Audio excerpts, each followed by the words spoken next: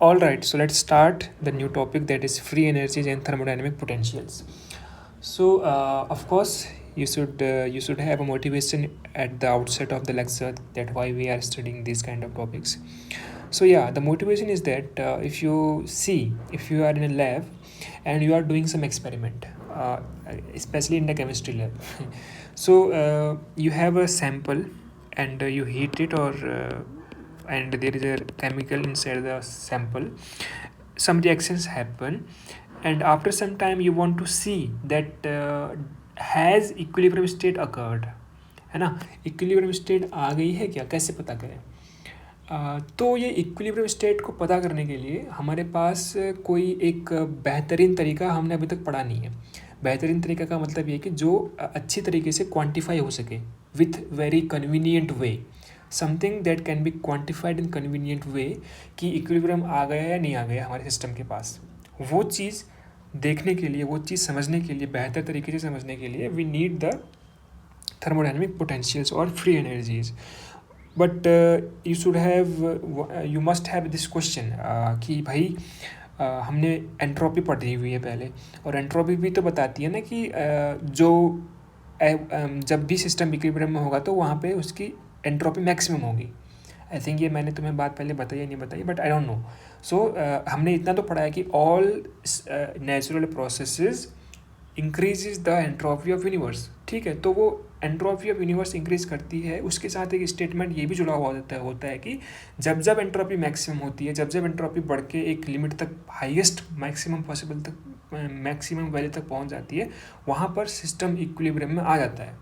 ठीक, लेकिन हमने अभी बोला कि हमारे पास कोई अच्छा तरीका नहीं है, लेकिन ये तरीका जो है कि एंट्रोपी मैक्सिमम निकाल लो, और जिस स्टेट पर, जिस पर्टिकुलर प्रेशर, वॉल्यूम और टेम्परेचर पे, हम पीवीटी सिस्टम की बात कर रहे हैं, पीवीटी सिस्टम की बात कर रहे हैं, तो जिस प्रेशर, वॉल्यूम और टेम्परेचर पे del S by del, suppose कोई भी वेरिएबल हो सकता है, del S by del x maximum हो, जिस P naught, V naught, T naught पर, वो वाला स्टेट जो होगा, ये अगर ये मैक्सिमम हो गया तो वो वाला स्टेट मेरा इक्विलिब्रियम स्टेट हो जाएगा. इस pressure P naught, V naught, T naught पर ये वाला स्टेट मेरा मैक्सिमम एंट्रोपी वाला स्टेट हो जाएगा. तो यही स्टेट पर मेरा एंट्रोपी मैक्सिमम हो जाएगी. लेकिन बात ये है कि यही जो एंट्रोपी की बात हम करते हैं, ये एंट्रोपी ऑफ यूनिवर्स की बात करते हैं, और एंट्रोपी ऑफ यूनिवर्स का मतलब ये हुआ कि सिस्टम प्लस सराउंडिंग की एंट्रोपी की बात करेंगे. तो अगर मेरा इतना सा सिस्टम था जहाँ पे केमिकल रिएक्शन हो रही थी, so I need to consider entropy of the surrounding, that is everything outside the system. So it is very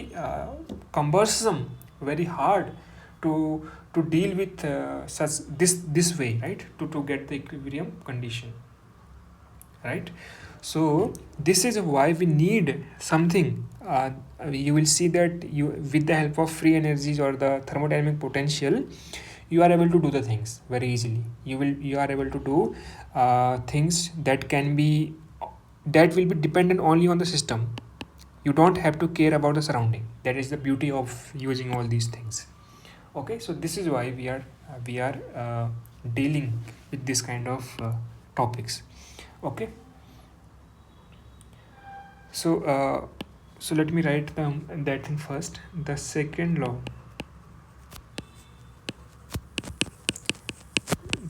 law criterion for equilibrium is that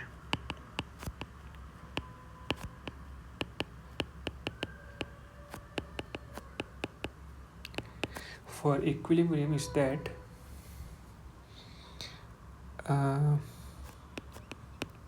for an isolated system,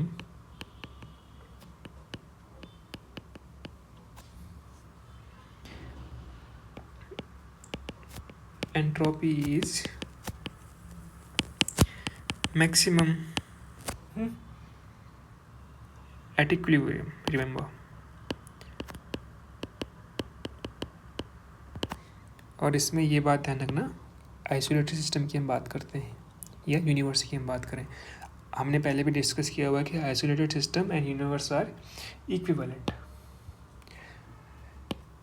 so in principle, if you know s as a function of some variable of the system, let's say these three, you can find equilibrium state by maximizing entropy. Simple maths है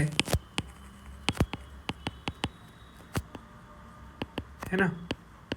like I have discuss just few moment ago that del S by del x, यहाँ पर x कुछ भी हो सकता है, तो उसको मैक्सिमाइज़ करने के बाद जो भी कंडीशंस हैं हमने मैथ्स में पढ़ी होती है मैक्सिमम ऑफ द फंक्शन निकालने के लिए, वो हम कर सकते हैं. बट अब जब हम रियलिटी में आए तो पहली बात तो ये है कि कोई भी सिस्टम हमारे पास आइसोलेटेड सिस्टम होता नहीं है रियलिटी में. कोई ना कितना भी हम सोफिस्टिकेटेड एक्सपेरिमेंट कर लें तो वो सराउंडिंग के साथ इंटरेक्ट करता ही करता है. हाँ, या तो किसी हीट रिजर्वर के कांटेक्ट में होगा या वो एटमॉस्फेयर के कांटेक्ट में होगा, राइट. तो system is like very difficult to have an isolated system. So ये तरीका, so this criteria is not convenient.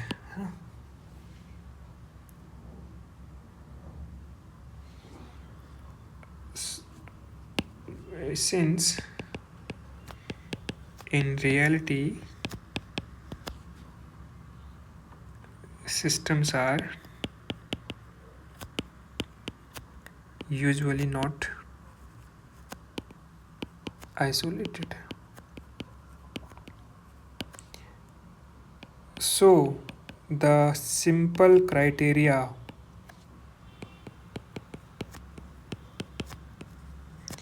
that is delta S of system is greater than equal to 0 is not convenient. ठीक है, इसका use करना उतना आसान नहीं है ना, क्योंकि ये जो डेल्टा एस हमने बोला था ना कि सिस्टम की एंट्रोपी घट भी सकती है, वो तो जो हम सेकेंड लॉ की बात करते हैं that is for entropy of the universe, है ना, सिस्टम प्लस सराउंडिंग की. तो हमारे पास मैक्सिमम टाइम कंट्रोल सिस्टम पे रहता है, हम सिस्टम की एंट्रोपी को निकाल सकते हैं यूजिंग थर्मोडायनेमिक्स रिलेशन, या चेंज इन एंट्रोपी हम निकाल सकते हैं थर्मोडायनेमिक रिलेशन को यूज़ करके. But this thing to calculate this thing is not convenient. So this is why entropy maximizations become cumbersome. ये मोटिवेशन पता होना ज़रूरी है, अदरवाइज़ क्या ही कर लोगे तुम. चीज़ों को रट लोगे और उससे क्या ही हो जाएगा, 2 महीने बाद भूल जाओगे, एग्ज़ाम देने के बाद ख़त्म मामला. लेकिन चीज़ें पता होनी चाहिए ना कि यार तुमने एक सेमेस्टर पूरी थर्मोडायनेमिक्स पढ़ रखी है, तो उसका कुछ तो ऐसा हो जो तुम्हें ज़िंदगी भर के लिए याद रहे, जो तुम देख कर बोल सको कि हाँ इतना तो कॉन्सेप्ट था मेरे पास जो मुझे एकदम क्रिस्टल क्लियर था. So that will make you little bit you know dignified कि हाँ मुझे नेचर थोड़ा समझ में आती है करके. फाइन.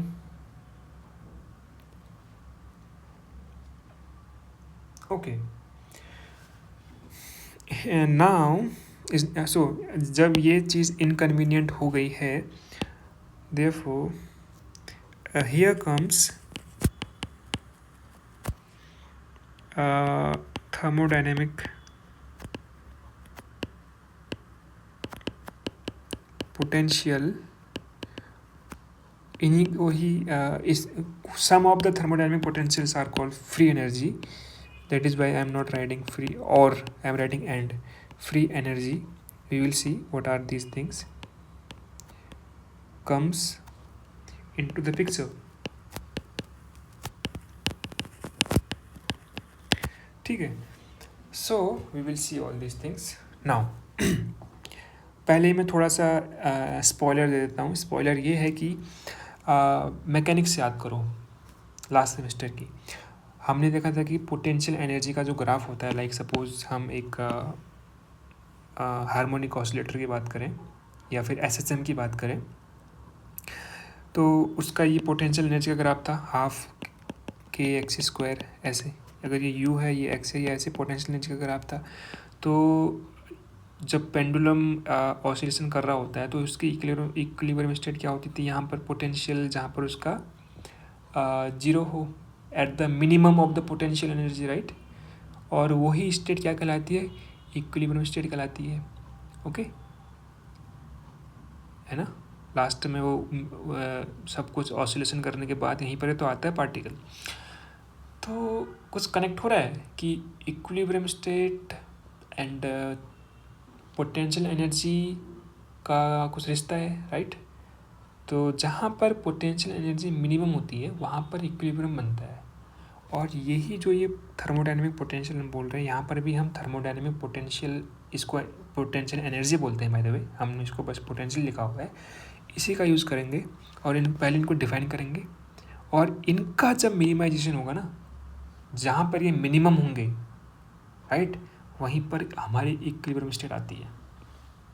तो मैकेनिक्स का कॉन्सेप्ट रहेगा यहाँ पर याद करने के लिए कि थर्मोडायनेमिक नाम भी वहीं से आया, देखो potential, by the way potential energy है, but we are avoiding the word energy. तो जहाँ पर तो हमारा अभी मैं स्पॉइलर दे रहा हूँ कि जब ये लेक्चर एंड होगा तो हम बोलेंगे कि भाई जैसे हमने एंट्रोपी के लिए बोला था कि भाई equilibrium state is attend when the system has maximum entropy. ये हम इसको ऐसे बोलेंगे कि भाई पोटेंशियल के केस में हम ऐसे बोलेंगे कि भाई system will reach to the equilibrium position और equilibrium condition when the thermodynamic potential is minimized. Yes, minimized. But इस पे कुछ कंस्ट्रेंट है। कंस्ट्रेंट ये है कि तुम्हारे पास सिस्टम के पास कुछ पर्टिकुलर प्रॉपर्टी होनी चाहिए। सिस्टम का सपोज कर ले, किसी केस में टेम्परेचर और वॉल्यूम फिक्स रहेगा, किसी केस में टेम्परेचर और पोटेंशियल प्रेशर फिक्स रहेगा। तो अंडर दीज कंस्ट्रेंट्स हम बता सकते हैं कि भाई इक्विलिब्रियम कहाँ पर आएगा, जहाँ पर ये पोटेंशियल मिनिमम होंगे। That's it. ये है पूरा लेक्चर का लब्बो लवाब। Fine, okay, let's start now. Theory develop करते हैं।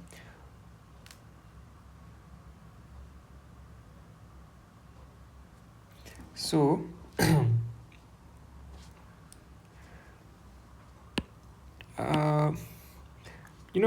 in classical mechanics,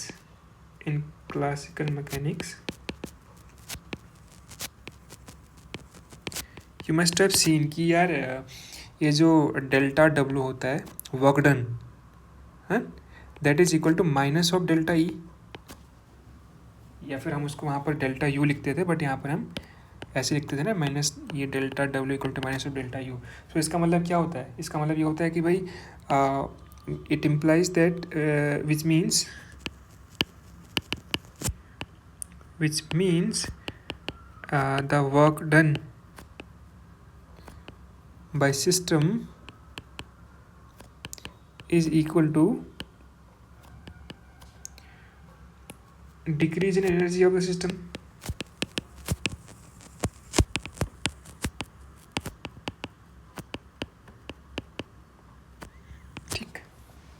ठीक, ये हमने मैकेनिक्स में पढ़ रखा था।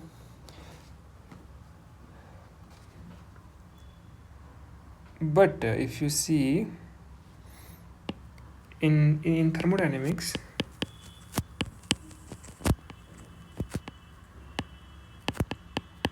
what do we get? Delta W is nothing but minus delta U plus delta Q। तो यहाँ पर डेल्टा यू तो एनर्जी है, बट इसके साथ एडिशनली ये चीज़ भी आ रखी है। अगर इससे कंपेयर करें तो we have something extra, right, ये वाला। I hope you are getting what I am trying to say. So अब यहाँ से हमारा एम ये है कि कुछ ऐसी फिजिकल कंडीशन लगाएं सिस्टम पर। इसलिए मैंने बोला, जैसे पहले ऊपर बोला था मैंने कि प्रेशर या वॉल्यूम कांस्टेंट कर दो, या फिर टेम्परेचर या वॉल्यूम कांस्टेंट कर दो। कुछ ऐसी फिजिकल कंडीशन हम बनाएंगे कि हम इस डेल्टा डब्ल्यू को कुछ लिख पाएँ माइनस ऑफ सम फंक्शन। ठीक है, ज़रूरी नहीं है कि वो एनर्जी के ही केस में हो, जैसे यहाँ पर तो एनर्जी आ गई क्लासिकल मैकेनिक्स में, तो हम थर्मोडायनेमिक्स में भी क्लासिकल मैकेनिक्स की ही तरह कुछ ऐसा फंक्शनल फॉर्म्स आते हैं अंडर सम कंस्ट्रेंट, क्योंकि इन जनरल तो ऐसा ही है, we don't need to derive, क्योंकि हमने फर्स्ट लॉ तो ये बोलता है। लेकिन अगर हम सिस्टम में कुछ कंस्ट्रेंट लगा दें, सपोज हमने बोल दिया कि एडियाबैटिक प्रोसेस होगी, तो ये ऑटोमेटिक जीरो हो गया एडियाबैटिक प्रोसेस में, तो ये इस फॉर्म में आ गया। ठीक, लेकिन एडियाबैटिक प्रोसेस में तुम्हें सिस्टम में कोई कंस्ट्रेंट लगानी नहीं है, तुम्हें तो बस सिस्टम को आइसोलेट कर देना है ताकि वो सिस्टम के सराउंडिंग के साथ हीट एक्सचेंज ना करें। बट अगर मैं सिस्टम की फिजिकल कंडीशन के साथ कुछ बदलाव कर दूँ, उसका प्रेशर फिक्स कर दूँ, वॉल्यूम फिक्स कर दूँ, टेम्परेचर फिक्स कर दूँ, उस केस में क्या मैं डेल्टा डब्ल्यू को एक सिंगल फंक्शन के फॉर्म में लिख सकता हूँ, और यही जो फंक्शंस कहलाएंगे तेरे थर्मोडायनेमिक्स पोटेंशियल के कहलाएंगे। Okay, so let's see what is the story. तो ये पहला हमारा बुलेट पॉइंट है। तो ऐसे point by point, logic by logic में पता होना चाहिए कि भाई स्टोरी क्या चल रही है। So our aim is to investigate, और हम क्यों कर रहे हैं समझ में आएगा अभी। our aim is to investigate the physical condition of the system, जैसे प्रेशर हो गया, टेम्परेचर हो गया, वॉल्यूम हो गया, of the system under which it is possible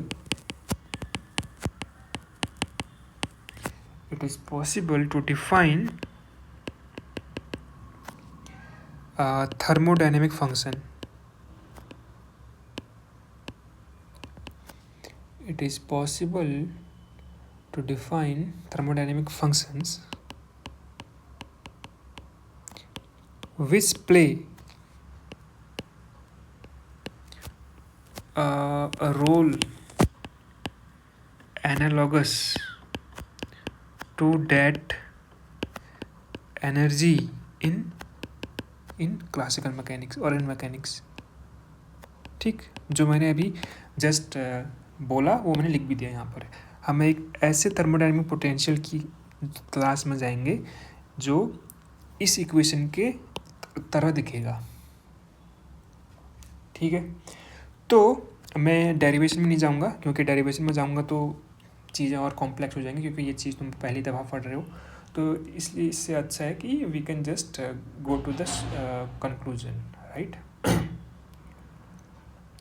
तो ये है कि तो पहली कंडीशन ये है, जो ये हमने बोला ना कि under physical condition, some physical condition, हाँ, if system undergoes, if such system undergoes a transformation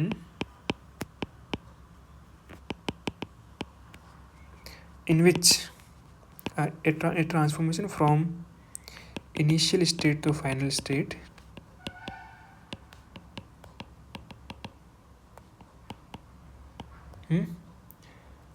such that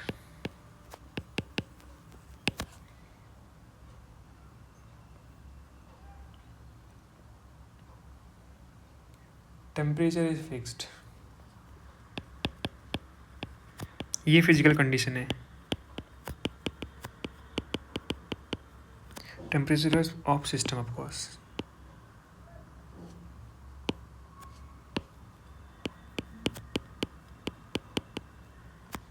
ठीक, तो उस केस में हमारा delta W becomes minus of delta F, and where F is Helmholtz free energy। Okay, और इसकी जो value होती है वो वैल्यू होती है U minus TS, and F equal to U minus TS. U is the internal energy, T is the temperature, S is the entropy. So this is why I have not told you the derivation of this, but that is not of the important thing here, because वो चीज़ उतना जानना important नहीं है, but important ये concept था कि हमें delta W ऐसे फॉर्म में चाहिए कि वो सिंगल किसी एक थर्मोडायनेमिक फंक्शन के फॉर्म में आ जाए। तो ऐसे ही जब हम एक टेम्परेचर को फिक्स कर रहे हैं ना, तो हमें ये मिल रहा है हेल्महोल एनर्जी। अगर हम किसी और वेरिएबल को फिक्स करेंगे तो हमें कुछ दूसरा मिलेगा, शायद तुमने नाम सुना होगा Gibbs free energy, we will see that also. But remember कि कंडीशन हम क्या फिक्स कर रहे हैं, क्या चेंज कर रहे हैं, ठीक है। So this is the thing and this is how, ये डेरिवेशन से आता है, ये इसकी डेफिनेशन है, ठीक है। We are defining this as a thermodynamic potential function. अभी तक मैं इसको फंक्शन बोल रहा हूँ, ठीक है। पोटेंशियल क्यों बोलेंगे अभी आएगा, बट इसलिए मैं इसको पहले लिख देता हूँ यहाँ पर, where F is N, where F is a thermodynamic function.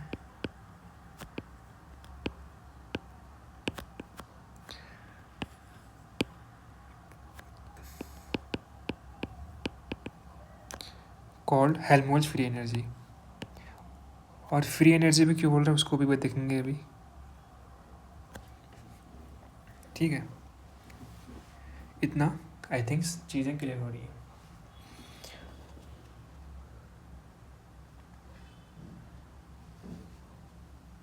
So now if you see, since f equals u minus ts, right, तो हम यहाँ से क्या लिख सकते हैं, u equals f plus ts, हाँ, u equals f plus ts. So internal energy, right, internal energy, this u, right, this internal energy is made up of two part,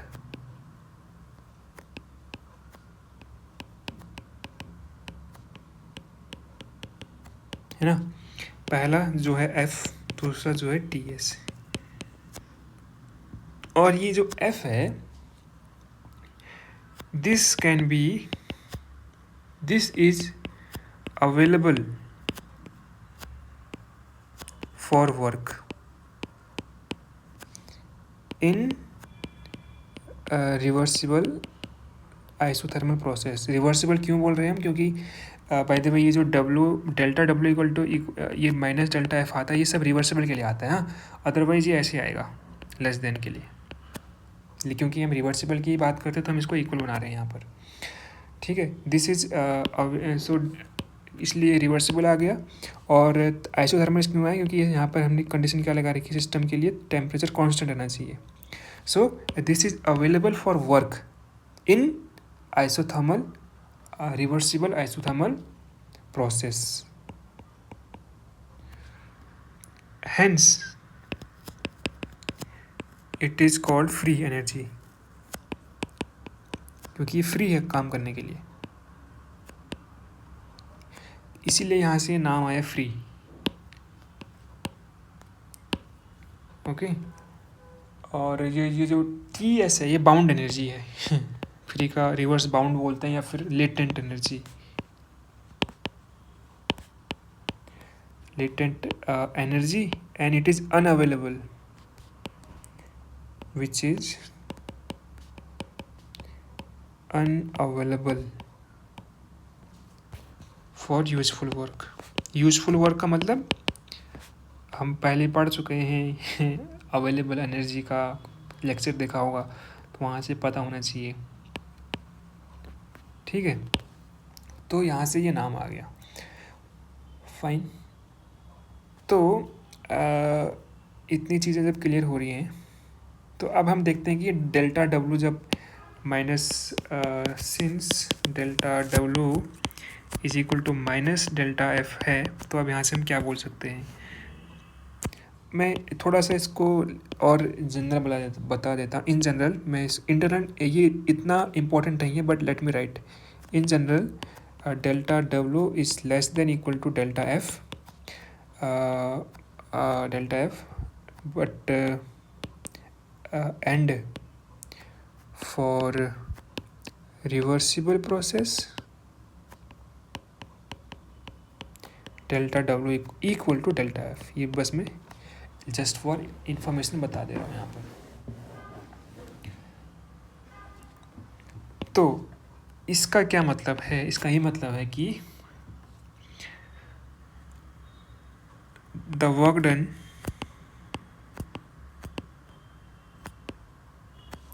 done by A system undergoing an isothermal, ध्यान रखना temperature constant है तो isothermal आ रहा है,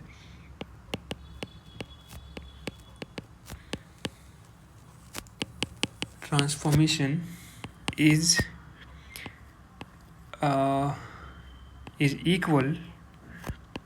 equal to the decrease in F, क्योंकि minus sign है, decrease in F for reversible process, क्योंकि इक्वल टू का साइन है। ठीक, फाइन। तो ये इस इक्वेशन का मतलब था। जैसे हम मैकेनिक्स में पढ़ते थे ना कि delta W equal to minus delta E, तो the work done by the system is equal to decrease in energy of the system. यहाँ पर the work done by system undergoing isothermal process is equal to decrease in free energy, Helmholtz free energy. Okay, fine. Now question comes, why do we call it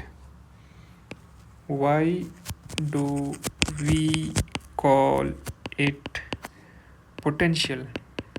Helmholtz potential बोलते हैं ना इसको, Helmholtz free energy भी बोलते हैं, Helmholtz potential भी बोलते हैं।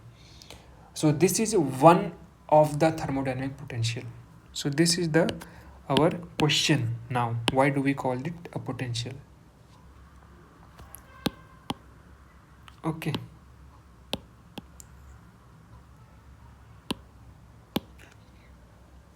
fine. Now for that, let's see, let a system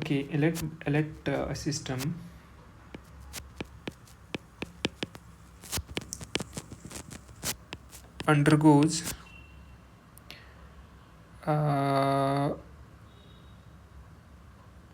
an isothermal process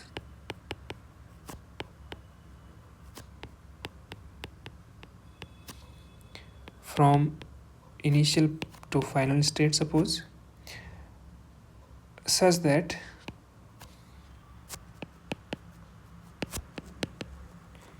temperature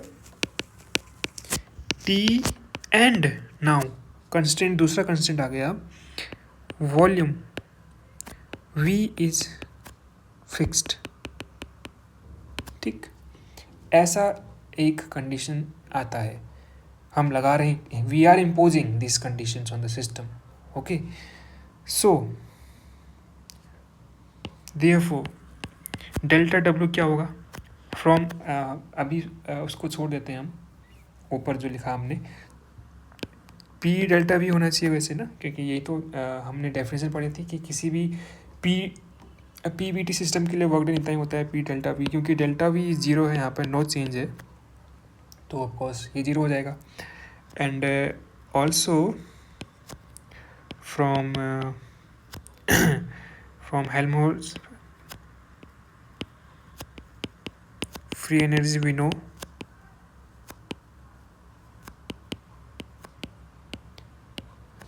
know that delta W is minus of delta F, right? So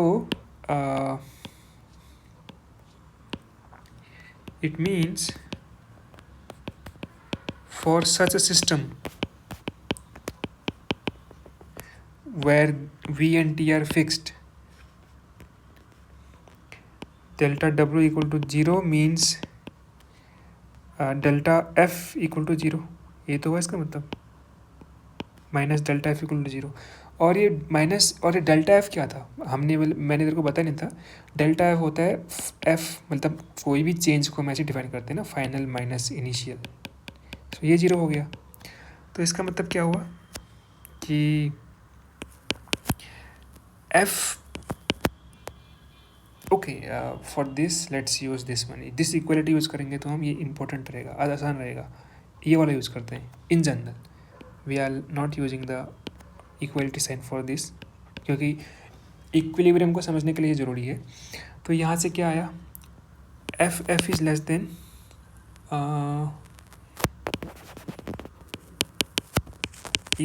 equal to F initial, ये आया, ठीक है। तो अब इस कंडीशन, इस स्टेटमेंट का क्या मतलब हुआ, can you understand what do you mean by this statement? ये स्टेटमेंट ही बताएगा कि हम इसको पोटेंशियल क्यों बोल रहे हैं।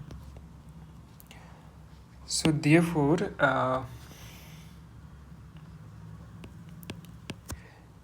ये जो एफ है, यानी कि जो, क्योंकि जो फ्री एनर्जी है उसकी प्रोसेस थी हमारी इनिशियल से फाइनल, ठीक है। जो फाइनल स्टेट में फ्री एनर्जी की वैल्यू है वो इनिशियल स्टेट की फ्री एनर्जी की वैल्यू से या तो उसके बराबर है या उससे कम है, ठीक है। तो यानी कि उससे ज़्यादा नहीं हो सकती जो पहले थी। ये इंपॉर्टेंट कॉन्सेप्ट है, समझ इसको, be careful here. What I am saying, what this equation is saying that as long when the system goes towards, when the system evolves, ठीक है, जब प्रोसेस हो रही होती है तो जहाँ जैसे जैसे सिस्टम इनिशियल स्टेट से फाइनल स्टेट तक पहुँचता है तो वो उसकी जो फ्री एनर्जी है वो बढ़ती जाती है, ठीक। फाइनल स्टेट की जो होगी energy, sorry I was wrong, final state की जो फ्री एनर्जी होगी वो हमेशा इनिशियल स्टेट की फ्री एनर्जी से कम होगी, ठीक। तो इसका मतलब क्या है, इसका मतलब ये है कि सिस्टम मान लो यहाँ से स्टार्ट हुआ है तो यहाँ पर एफ़ की वैल्यू मान लो 10 थी, यूनिट को छोड़ो, अभी 10 यूनिट थी, यहाँ तक गए सिस्टम, तो यहाँ पर एफ़ की वैल्यू कितनी हो सकती है फाइनल या नेक्स्ट पॉइंट पर, उसके बाद के स्टेप पर? It has to be less than the previous one, suppose 7, क्योंकि यही है ना, एफ इनिशियल था एफ फाइनल था, तो ये इनइक्वलिटी क्या बता रही है, F final is less than F initial, so ये 7 होगा। तो ये आगे और बढ़ेगा तो ये अगेन कम होगा, राइट, एफ सपोज 6 होगा। तो if it evolves continuously and after some time, suppose it goes at a certain point जहाँ पर ये सपोज कर लो 1 हो गया, राइट, अब उससे आगे ये सिस्टम बढ़ा ही नहीं रहा, तो इसका मतलब ये कि यही तुम्हारी इक्विलिब्रियम स्टेट है, क्योंकि यहाँ पर सिस्टम इवॉल्व होना बंद हो गया, यानी कि थर्मोडायनेमिक कंडीशन आ गई है, ठीक है। So let me write in the words पहले।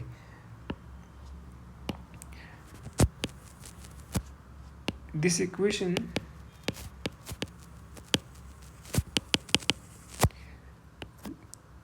let's call it star. This equation star suggests that for an isobaric process, हाँ, जहाँ पर T and V कांस्टेंट हैं, free energy of final state can never exceed, उससे आगे नहीं बढ़ सकती वो पिछले वाली वैल्यू से, that in the initial state, ठीक।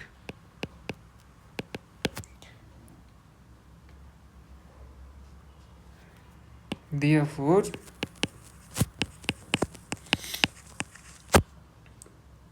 the state of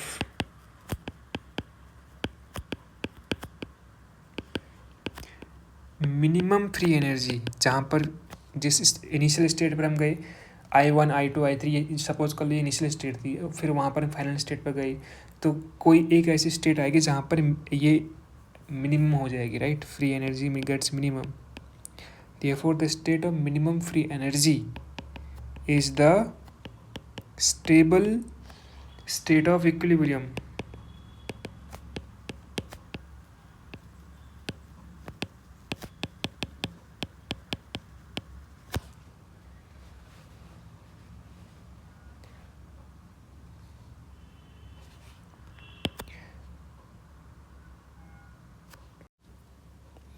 तो इसीलिए ये जो हेल्महोल्ट्ज़ फ्री एनर्जी फंक्शन जो है, इसका इक्विलिब्रियम से जो कनेक्शन है, जो ये सामंजस्य बैठ गया है, अग्रीमेंट बैठ गया है, ये हमें अलाउ करता है कि हम इसको थर्मोडायनेमिक पोटेंशियल बोलें, ठीक है, पोटेंशियल एनर्जी बोलें इन थर्मोडायनेमिक्स में।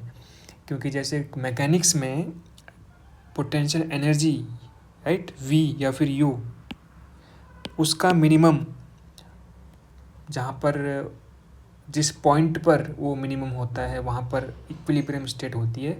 उसी एनालॉजी को यूज़ करते हुए हमें यहाँ पर थर्मोडायनेमिक फंक्शन हमें जो मिला F, capital F, Helmholtz free energy, वो भी सेम इंफॉर्मेशन दे रहा है जहाँ पर हमारा सिस्टम इक्विलिब्रियम पर हो, ठीक है, when the free energy is minimum, right. So we are allowed to call it potential energy, right. तो इसको थोड़ा किताबी लैंग्वेज में लिखते हैं, द कोरेस्पोंडेंस बिटवीन, यानी कि द एग्रीमेंट बोल सकता है इसको, तो the correspondence between the state of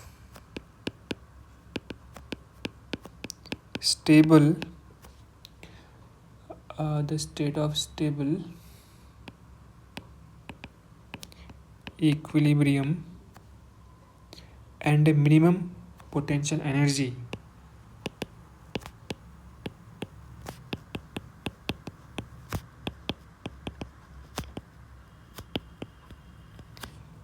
of a mechanical system, जो हम मैकेनिक्स में पढ़ते हुए आ रहे हैं,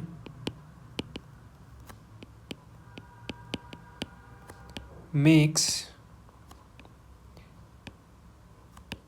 one convinced, मतलब ये हमें कन्विंस करता है of the role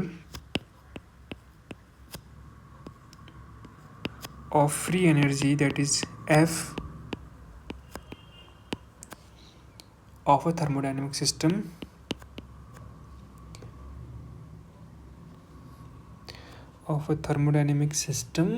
undergoing isothermal isochoric transformation। तो मैं उसको दोबारा नहीं लिखना चाह रहा हूँ, मैं उसको ऊपर से कॉपी करना चाह रहा हूँ। undergoing an isothermal and isochoric,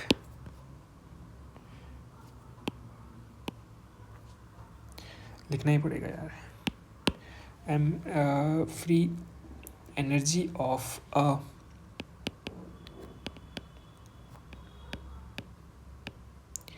thermodynamic system undergoing isothermal isochoric transformation as potential energy in thermodynamics, ठीक है। आई होप ये जो लिखा हुआ है ये बस लिखा नहीं हुआ है, ये चमक रहा है तुम्हारे दिमाग में। Hence this Helmholtz free energy is defined as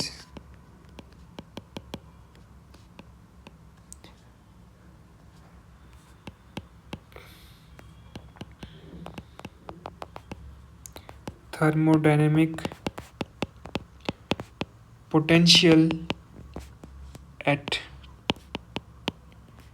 constant volume।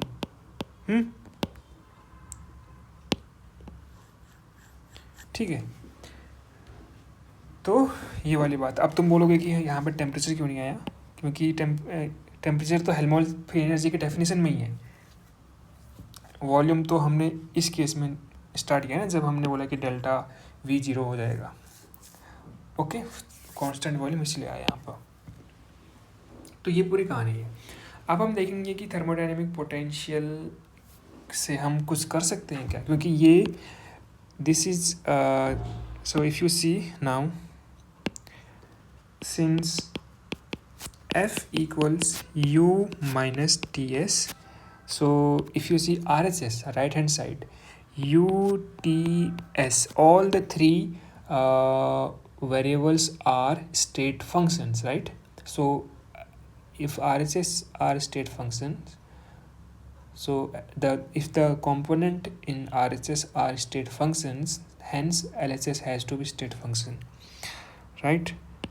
uh, and RHS is state function, therefore F is a state function.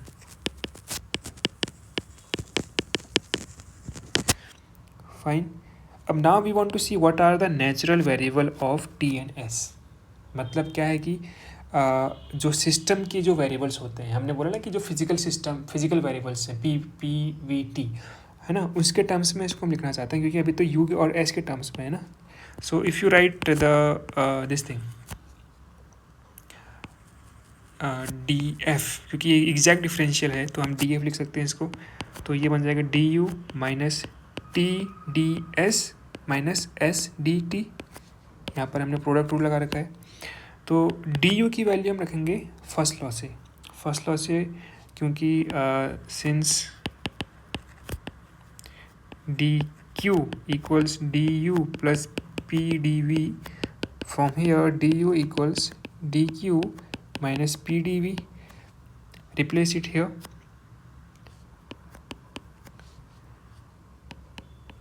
Put 2 in 1. So DF will become DQ minus PdV minus TDS minus SDT. And since we are doing in the reversible process, so or if you could have used here the combined form of the second law, so it would have been like this TDS. तो ये ऐसे आता and ये rate cancel हो जाता, right. So DF would have been like this, ऐसा हो जाता. तो if you see this differential change in free energy is dependent on differential change on sorry TDS तो कैंसिल हो गया, differential change on volume and differential change in temperature. So this is why we will say the natural variable for F are temperature and volume. और ये हमने ऊपर भी देखा था, टेम्परेचर तो उसकी डेफिनेशन में ही आता है. जब टेम्परेचर की हम बात करते हैं तो उसकी डेफिनेशन में आता है कि हेल्महोल्ट्ज़ फ्री एनर्जी की, कि जब वो टेम्परेचर कांस्टेंट रहता है इस प्रोसेस में, उस प्रोसेस में जो वर्क डन होता है वो हेल्महोल्ट्ज़ फ्री एनर्जी के डिक्रीज के बराबर के डिक्रीमेंट के बराबर होता है. और वॉल्यूम तो हमने ऊपर देखा था अभी, तो वो याद कर रखने का तरीका है, ठीक है. तो वहाँ से ये नेचुरल वेरिएबल आते हैं.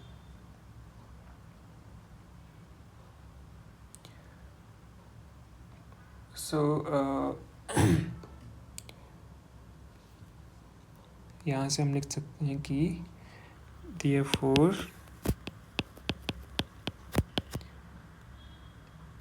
T and V is the natural pair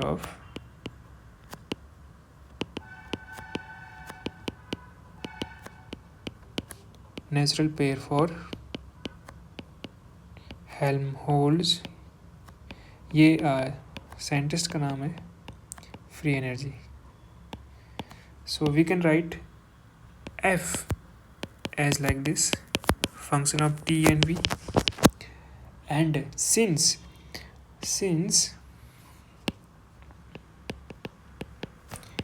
F is a state function,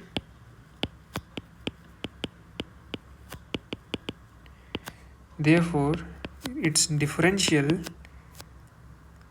change can be written like this.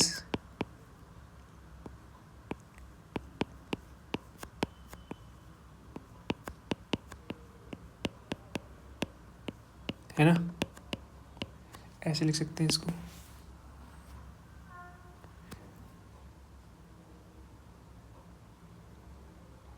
And यही हमने ऊपर भी लिख रखा था, ये देखो. इसको अगर मैं 2 बोलूँ, इसको अगर मैं स्टार बोलूँ, इसको अगर मैं डबल स्टार बोलूँ, now compare star and double star. Since these two are independent variables here, natural pair of independent variables हैं, तो डेल्टा एफ, तो ये वाली इसका जो कोफिशिएंट होगा डी टी का कोफिशिएंट इस डी टी के कोफिशिएंट के बराबर हो जाएगा और डी वी का कोफिशिएंट इस डी वी के कोफिशिएंट के बराबर हो जाएगा. हमने पहले ही बात कर रखी है. So del F by del T at constant volume is nothing but minus S, और माइनस को यहाँ पर ले जाएं तो इसको ऐसे लिख सकते हैं हम. एंट्रोपी को हम निकाल सकते हैं ऐसे माइनस से, minus of this differentiation. And similarly we can calculate the pressure is nothing but minus del F by del V at constant temperature. So these are the things we can calculate if I have the Helmholtz free energy. तो इसीलिए हम यहाँ पर एक note लिखेंगे कि this shows that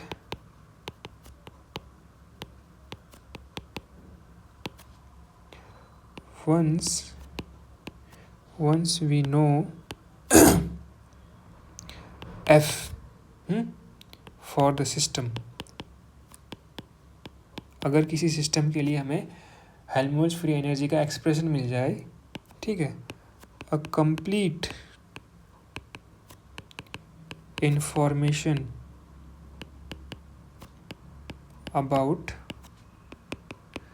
about its thermal properties is obtained. कैसे? अगर मुझे f मिल गया, सपोज कर लो f की वैल्यू है समथिंग a कांस्टेंट है T square plus T V, right. तो मैं इसका डिफरेंशियल चेंज करके डिफरेंशिएशन निकाल के मैं s निकाल सकता हूँ, p निकाल सकता हूँ, ठीक. अगर s और p निकल गया एक बार तो मैं फर्स्ट लॉ यूज़ करके, राइट, ये T D S equal to P D V plus delta U ये निकाल करके और चूँकि वॉल्यूम कांस्टेंट है तो ये जीरो हो गया. तो ये एस पता है मुझे, तो डी एस, और क्योंकि टी भी कांस्टेंट है और एस पता है तो मैं डी एस निकाल सकता हूँ, तो डेल्टा यू भी आ जाएगा. तो बाकी सारी इन्फॉर्मेशन भी आ सकती है. तो इसीलिए ये एफ कंप्लीट इन्फॉर्मेशन में दे सकता है, क्योंकि अगर तुम्हें एफ पता है तो you can find S and P from these two equation, है ना. और एस भी निकल जाएगा, पी भी निकल जाएगा और एफ तो पता ही है. बाकी since F equal to U plus T S था, यू माइनस टी एस था सॉरी, तो U will become F plus T S. तो तुम यू भी निकाल सकते हो, ये तीनों चीज़ें पता हैं, तो ये यू भी आ गया. और आगे हम देखेंगे एंथैल्पी भी होती है तुम्हारी यू प्लस पी वी, तो ये तुम एंथैल्पी भी निकाल सकते हो. और आगे हम देखेंगे गिब्स फ्री एनर्जी, वो भी निकाल सकते हो. So you can calculate, you can study fully the system, completely you can study the system, okay. So थोड़ा सा इसमें हम एक्स्ट्रा कुछ देख सकते हैं कि फॉर एन, ऑफ कोर्स हमने ऊपर देखा था कि for an isothermal process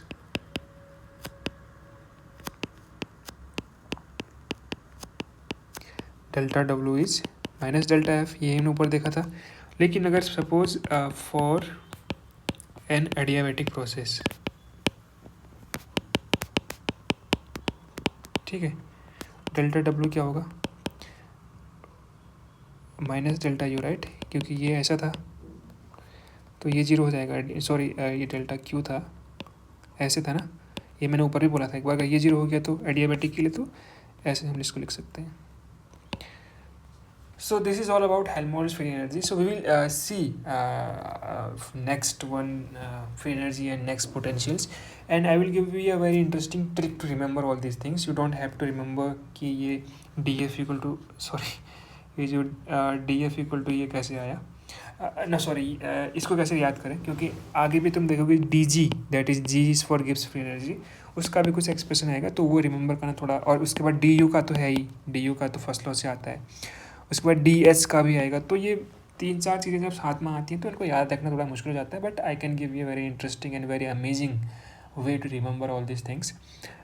that comes later, but the thing is that concept, चीज़ें कैसे कैसे चल रही हैं, क्यों इस हम इन चीज़ों के बारे में बात कर रहे हैं, अगर वो क्लियर है ना, so it will maintain you to understand the subject, to watch the lectures. Fine.